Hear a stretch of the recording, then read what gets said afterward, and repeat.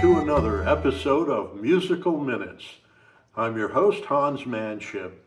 Well, today I'm going to take you into the world of percussion and show you a drum, a mighty sounding drum.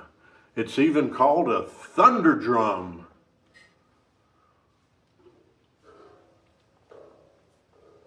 So why is this little instrument known by such a powerful name?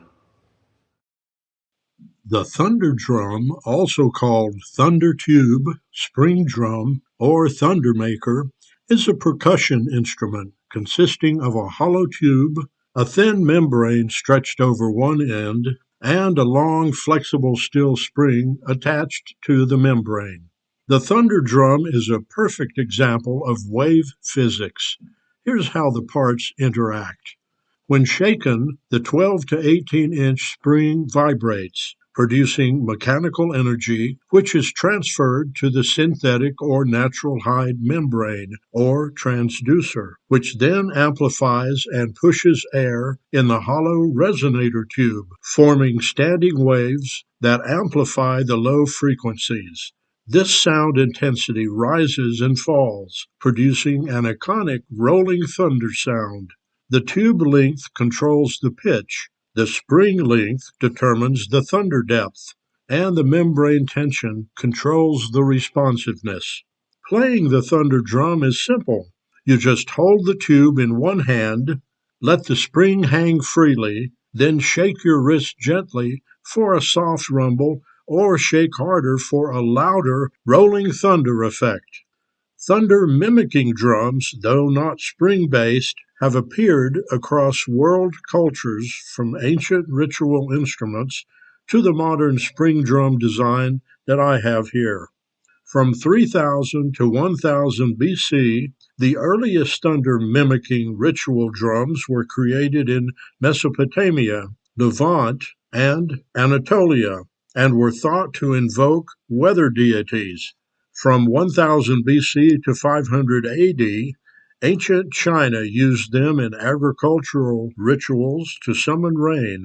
In Southeast Asia, bamboo tube drums were used in monsoon rituals.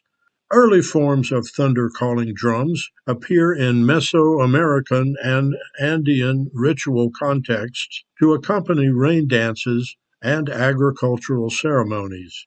From 500 to 1500 AD, thunder drums appeared in Siberia and Central Asia in shamanic traditions and were believed to open pathways between worlds.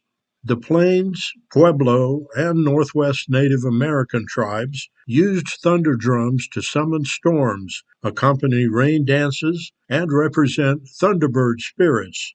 African and Asian traditions used large thunder drums in initiation rites and festivals. Between 1500 and 1800 AD, China used large barrel drums in Taoist and Buddhist temple rituals to repel evil spirits and simulate thunder during storms or festivals. Japan's taiko ensembles incorporated giant odaiko drums in Shinto festivals. From 1800 to 1950, thunder drums entered theater and sound effects. In European theater, heavy drums simulated thunder in plays and operas. These were not spring drums, however, but were culturally linked to inducing thunder. These experiments directly inspired the modern spring drum design. The 1960s and 70s brought the birth of the modern spring-driven thunder tube. Toy and percussion manufacturers began experimenting with them. In the 1980s and 90s, companies like Remo and Latin Percussion mass-produced thunder tubes. Balinese and Indonesian artisans began decorating them with dot painting and cosmic motifs, giving the instrument a cross-cultural aesthetic. They were used in school music programs, meditation, New Age music, and children's theater. In the 2000s and currently, they're used in artistic and therapeutic experimentation. In films, Foley artists Those who recreate sound effects also use spring drums. Films where thunder drum style effects showed up were Lord of the Rings, Interstellar, and Stranger Things. The instrument has become a hybrid of folkcraft and acoustic engineering. I first discovered the thunder drum in Germany. Their decorative dot art designs reminded me of the Australian Aboriginal dot art which I used in building my didgeridoo. I brought this thunder drum home from Berlin.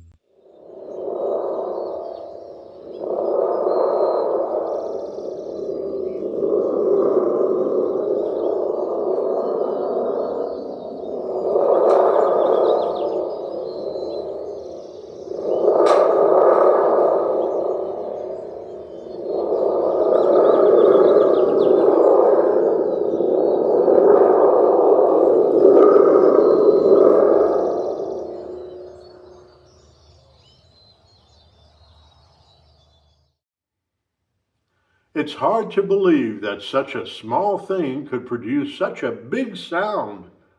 The thunder drum, another invention used to stimulate us through music. So until next time, may God richly bless you in your pursuit of His creation, music, and the instruments mankind has created for enjoyment.